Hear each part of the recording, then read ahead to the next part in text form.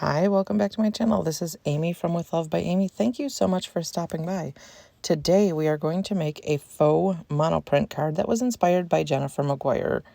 Alright, so the colors of ink I'm going to put down on this piece of cardstock are worn lipstick, picked raspberry, and candied apple.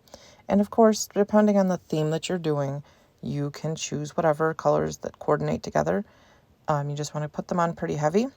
I am doing a Valentine's themed card here for my kids' teachers, and I am going to put this on thick and heavy, and we're starting with the worn lipstick, and then we're going to move on to picked raspberry. I will say that this card was very interesting to me for the reason that it's like a 2-for-1 basically. When you do the monoprint part, it puts the ink and design onto the other cardstock as well. And so that's pretty cool for me because I have 2 kids. They both need Valentine cards for their teachers. So now we're putting the picked raspberry onto the cardstock. And last but not least, we're going to do the candied apple.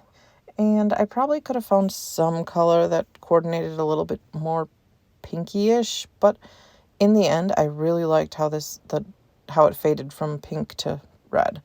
So I'm finishing up the bottom there with the candied apple Distress Oxide ink. Now, I know when Jennifer McGuire did this, she did it with Distress inks, not Distress Oxides. However, I don't have any Distress inks, really. I have 4 tiny cubes that aren't really Valentine's colors, so I had to work with what I had. So, after I'm done loading lots of ink onto here, I'm going to heat it to make sure that it's dry, because it was a very wet feeling piece of cardstock at this point. I don't show the drying of it, but I do take it over to my heat embossing gun and I dry it. And then we are going to heat emboss on it. So I just hit it with my anti-static powder tool, and I'm picking out hearts and Valentine's related-ish stamps from several stamp sets that I have.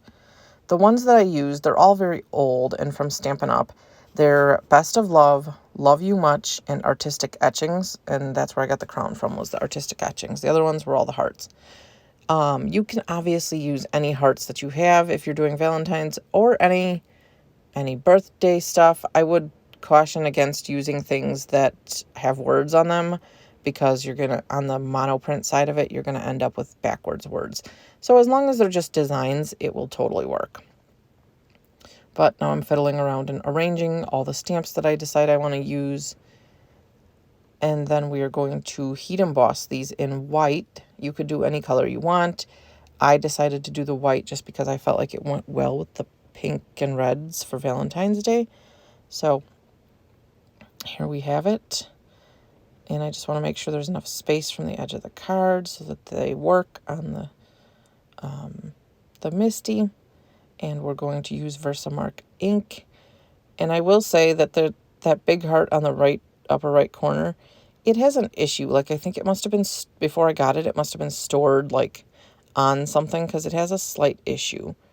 So I'm going to try to do a fix on that stamp with my Versamark pen, because I don't like the lines that it leaves out. So there's my Versamark pen. And you can't see it on camera, but I can see where the issues are based on my sample card, and I can see it on the missing Versamark spots. So with the fine tip end of my Versamark pen, I'm going to try to fix it up and see how I do.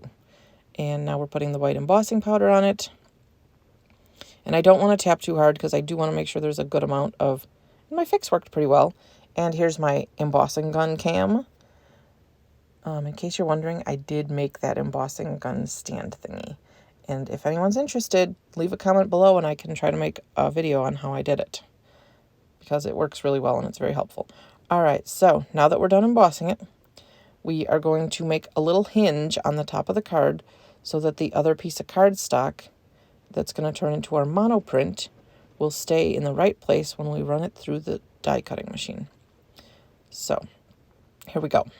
We're just putting the little piece of washi tape on there, and we want to line this up as perfectly as possible and tape it down. And then I'm folding the other piece of paper back because I don't want to get the other piece of paper too wet when I spray it with the water. And I did leave my little boo-boo in here. I guess it's not a boo-boo. It's like a, you know, it happens kind of thing. So I ran it through the die cutting machine the first time. And here's the reveal. Uh-oh, it didn't work. So we are going to spray more water on here and see how it works. All right, now it's really wet. And we're running it back through the embossing machine, and here we check it out again. Ta-da, much better. That's the look we were going for. So I think in hindsight, if I would have done this again, I probably would have started out with entirely darker pieces or colors of ink so that it would, the monoprint side would be darker.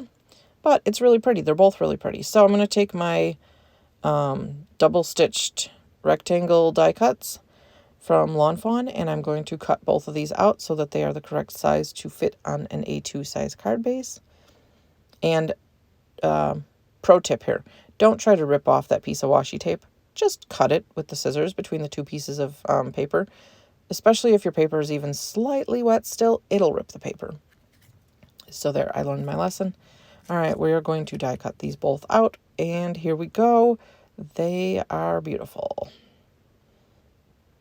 I love them.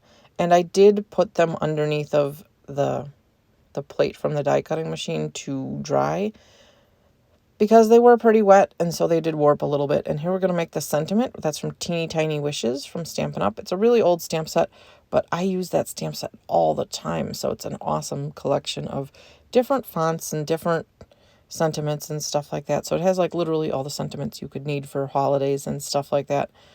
So I really love it because it does have some sentiments in it that I don't have anywhere else in my collection. So even though the stamp set's really old, I love it, and I haven't found anything else quite like it yet. So I'm going to make several sentiments. I always like to make extras for sentiments because it seems to never fail that I can do several and they'll turn out okay, but then a couple more won't. So I always make sure I make extras because usually there's one that goes in the trash because I've messed it up somehow. And if it doesn't get trashed because it's not messed up, it'll go in my little bucket of sentiments. All right, so my thought process is I'm going to make two of these basically the same but sort of different. So I'm using this banner edged stamp, or not stamp. What on earth? I'm having a brain fart here. It is not a stamp. It is a punch. And why am I having such an issue with this? Yeah, so I'm using the banner edge punch to punch out the ends of the sentiment strip that I just made. And I'm going to make them, one of them with a flag end and one of them like with a, I don't even know, is it a pointy end? I don't know. But I'm struggling here. It must have been early in the morning when I was doing this part too, because I was struggling to make sure that they both went the right direction. And when I glue these down, I'm also going to weight them down quite well because the cardstock is still sort of a little warpy and stuff. So I'm going to do the best I can to make it flat because the original piece of cardstock, that one got a little more warpy than the secondary piece of cardstock. And it probably wouldn't have happened if I had used heavier weight cardstock. I don't know if this would work well with watercolor cardstock. I didn't try it with watercolor. This was just some basic white cardstock that I had.